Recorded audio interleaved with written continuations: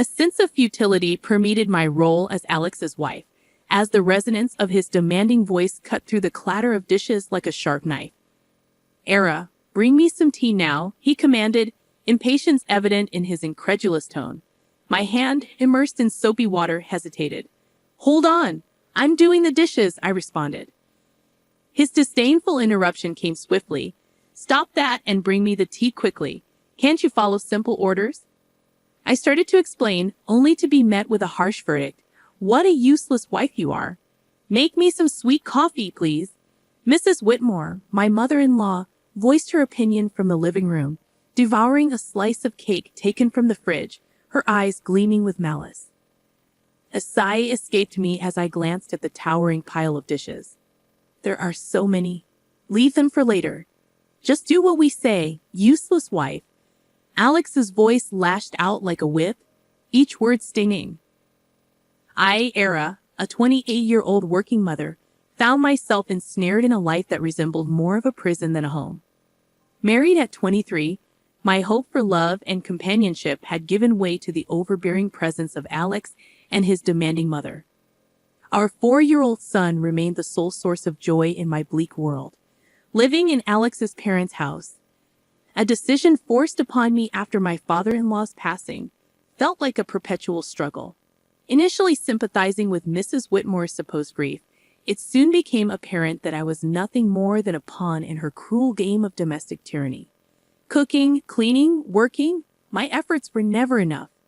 Meals were either left untouched or criticized harshly. "The stir-fry is so half-hearted," Mrs. Whitmore would scoff. "I'm busy and can only make simple things," I'd respond, attempting to keep my voice steady.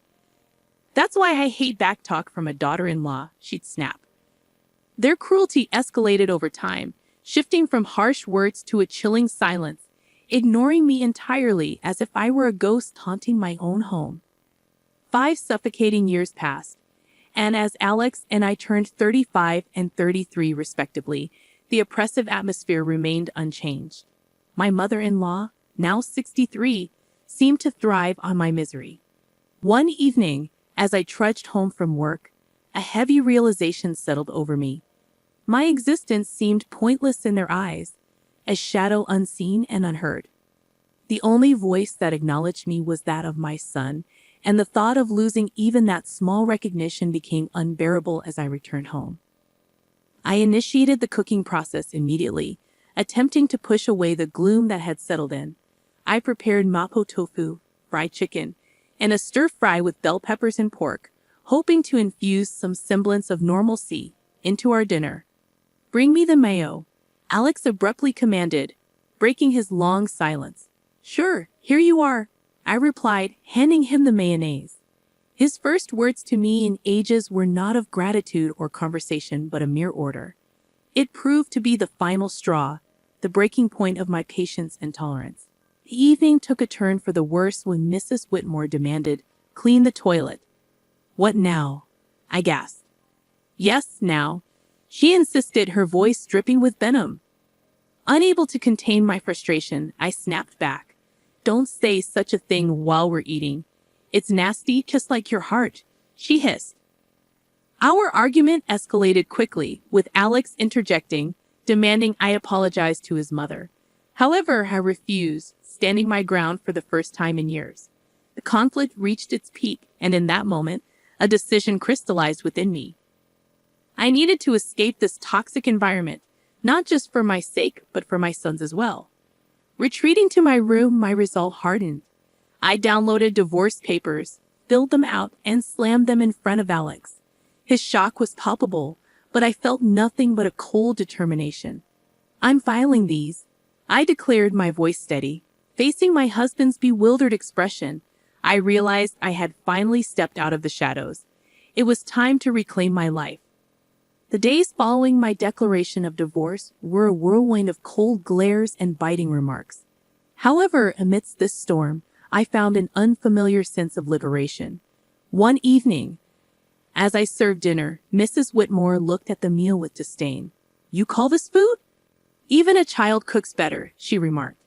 Biting my tongue, I focused on my son's smiling face, and Alex chimed in sarcastically, Oh, playing the perfect mother now, are we? What a joke. I sensed the anger simmering within me, yet I maintained my composure. I'm just trying to make a nice dinner for our son, I stated calmly. Mrs. Whitmore snorted dismissively, saying, Don't act high and mighty. You're just a burden in this house. The tension at the table became palpable, with Alex's attempts to belittle me only intensifying. So, Era, have you thought about how you'll survive after the divorce? You can barely keep a house, let alone your own life, Alex remarked. I looked him straight in the eye, asserting, I have been supporting this family for years. I'm not worried about taking care of myself and our son. His smirk faded slightly, a flicker of unease crossing his face. Mrs. Whitmore quickly intervened, saying, Don't be absurd. You need us more than we need you. The conversation turned to finances, a topic they usually avoided.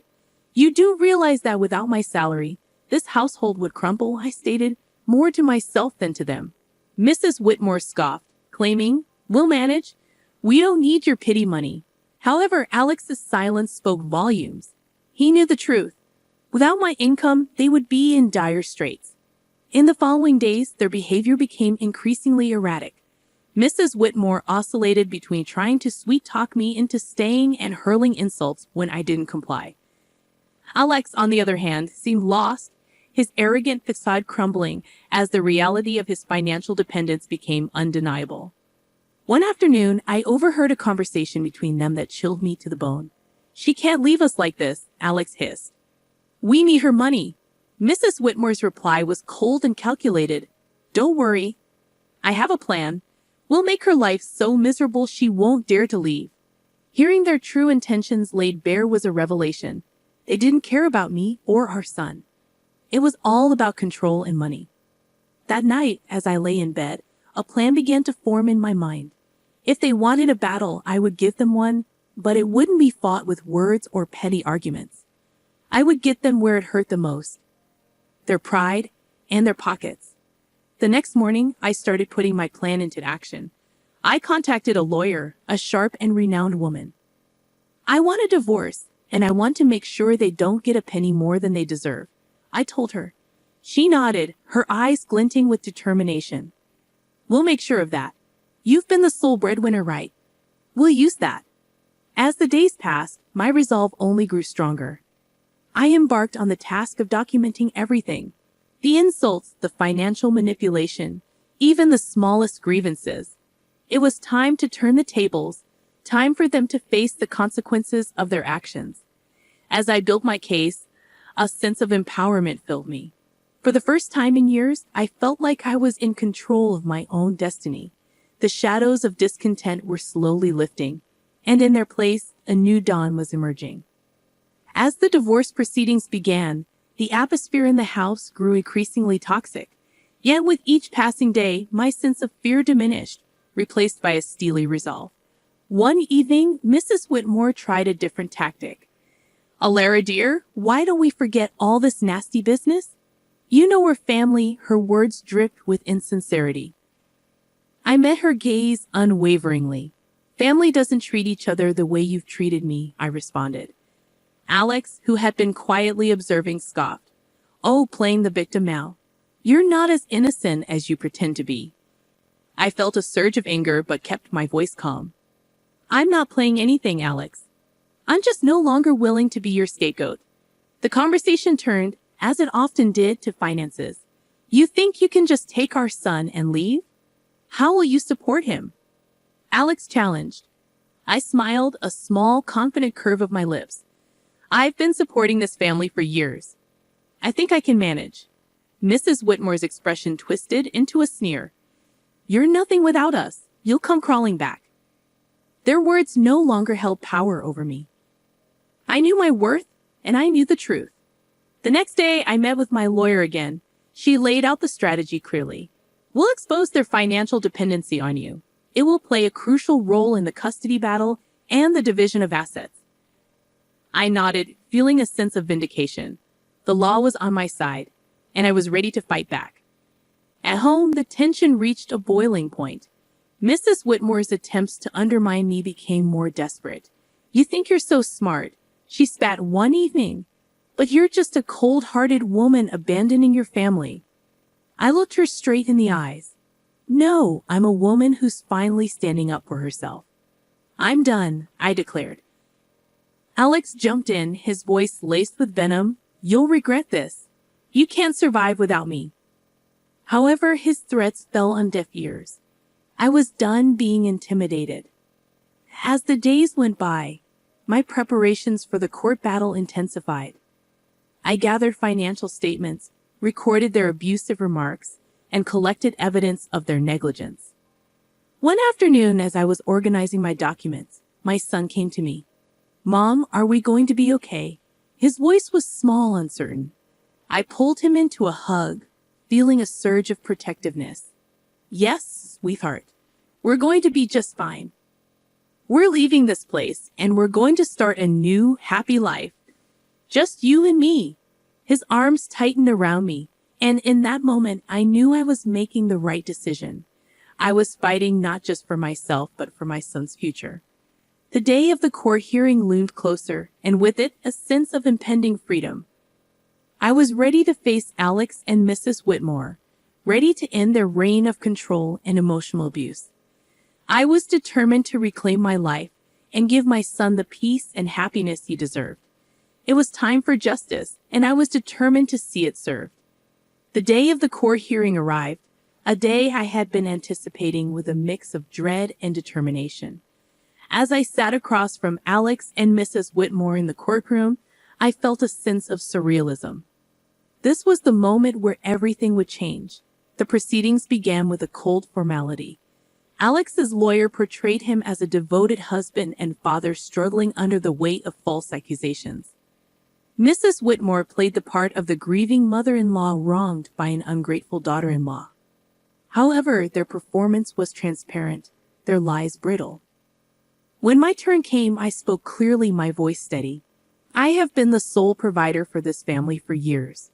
My husband's employment and his mother's manipulation have been constant sources of strain. Alex interjected, his voice laced with false hurt. Alara, how can you say these things? I've always supported you. I turned to him, my gaze unwavering. Support is more than just words, Alex. It's about actions, and your actions have shown nothing but selfishness and cruelty. The judge listened intently as I presented my evidence. Financial statements, recordings of their verbal abuse, and testimonies from neighbors who had witnessed their behavior. The truth was undeniable, and as the evidence mounted, Alex's facade began to crumble.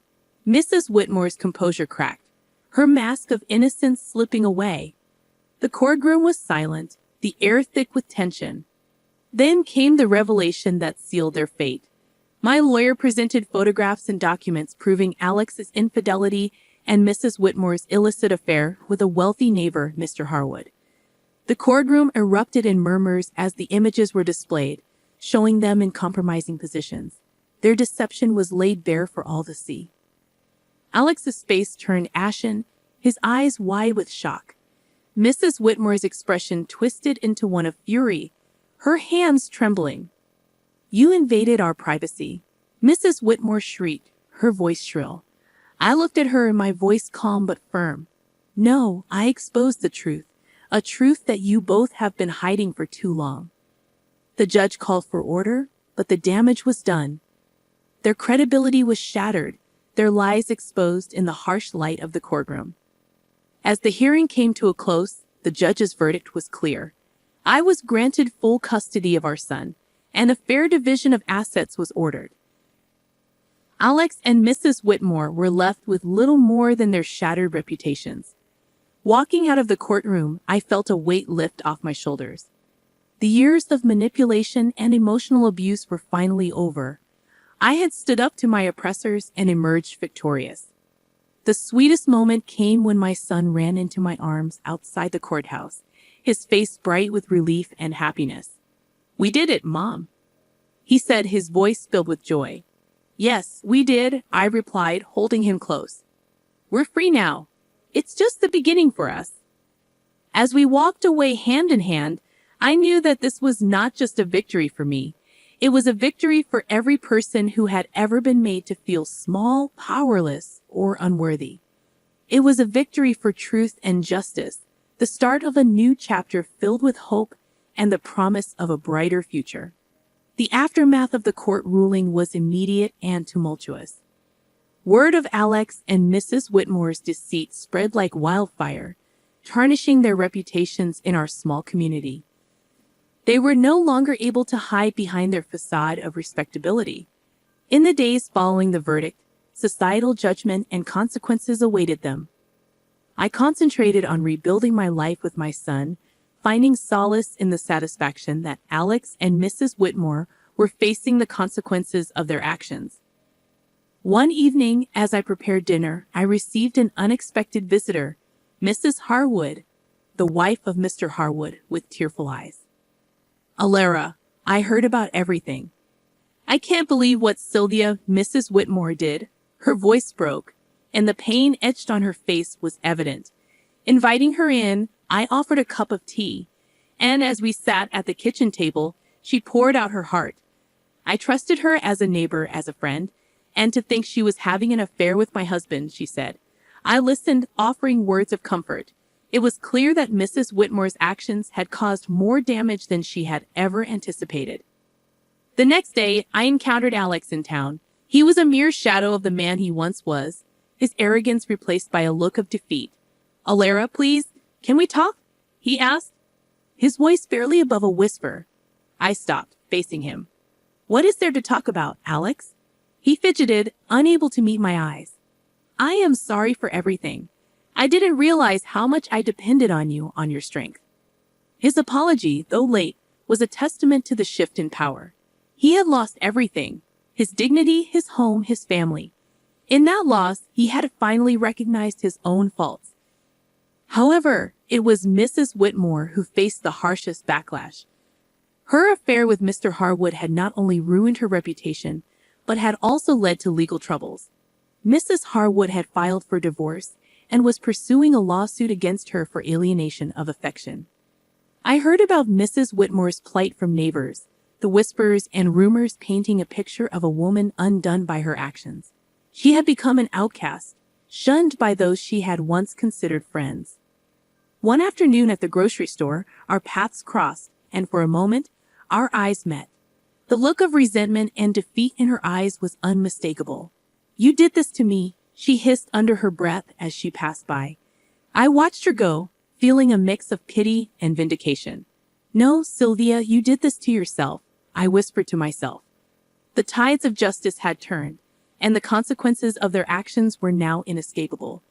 Alex and Mrs. Whitmore were living a life they had crafted through years of deceit and manipulation, and as I watched them struggle with the aftermath, I knew that the best revenge was living well, free from their toxic influence. Turning my focus back to my son and our new life, I realized that this was not just a story of revenge. It was a story of liberation. It was about breaking free from the chains of abuse and control.